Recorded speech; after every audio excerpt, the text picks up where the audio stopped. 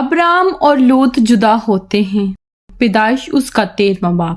اور ابرام مصر سے اپنی بیوی اور اپنے سب مال اور لوط کو ساتھ لے کر کنعان کے جنوب کی طرف چلا، اور ابرام کے پاس چپائے اور سونا چاندی با کثرت تھا، اور وہ کنعان کے جنوب سے سفر کرتا ہوا بیتیل میں اس جگہ پہنچا جہاں پہلے بیتیل اور ای کے درمیان اس کا ڈیرا تھا، یعنی وہ مقام جہاں اس نے شروع میں قربان گاہ بنائی تھی۔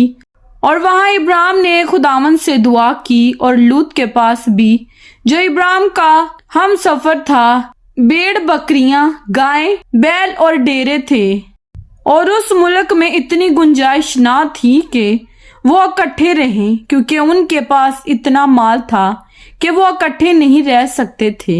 اور ابرام کے چرواہوں اور لوط کے چرواہوں میں جھگڑا ہوا، اور کنعانی اور فرزی اس وقت ملک میں رہتے تھے۔ تب ابرام نے لوط سے کہا کہ میرے اور تیرے درمیان اور میرے چرواہوں اور تیرے چرواہوں کے درمیان جھگڑا نہ ہوا کرے، کیونکہ ہم بھائی ہیں۔ کیا یہ سارا ملک تیرے سامنے نہیں؟ سو تو مجھ سے الگ ہو جا، اگر تو بائیں جائے تو میں دہنے جاؤں گا، اور اگر تو دہنے جائے تو میں بائیں جاؤں گا۔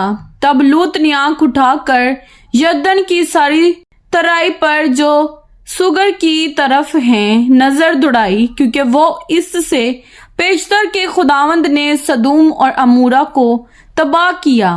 خداوند کے باغ اور مصر کے ملک کی مانند خوب سیراب تھی۔ سو لوط نے یردن کی ساری ترائی کو اپنے لیے چن لیا، اور وہ مشرق کی طرف چلا، اور وہ ایک دوسرے سے جدا ہو گئے۔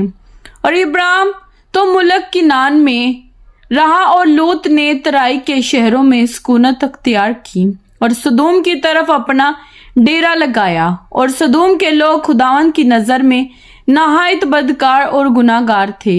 ابرام جرون کو جاتا ہے، اور لوط کے جدا ہو جانے کے بعد خداوند نے ابرام سے کہا کہ اپنی آنکھ اٹھا، اور جس جگہ تو ہے وہاں سے شمال اور جنوب اور مشرق اور مغرب کی طرف نظر دوڑا، کیونکہ یہ تمام ملک جو تو دیکھ رہا ہے میں تجھ کو اور تیری نسل کو ہمیشہ کے لیے دوں گا، اور میں تیری نسل کو خاک کے زروں کی مانند بناؤں گا، ایسا کہ اگر کوئی شخص خاک کے زروں کو گن سکے تو تیری نسل بھی گن لی جائے گی۔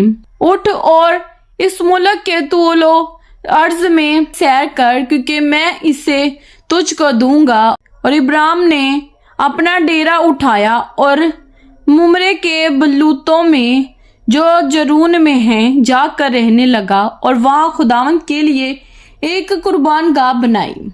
کلام پاک کے پڑھے اور سنے جانے پر خداوند کی خاص برکت ہو۔ خداوند کا شکر ہو، آمین۔ خداوند آپ سب کو برکت دے، آمین۔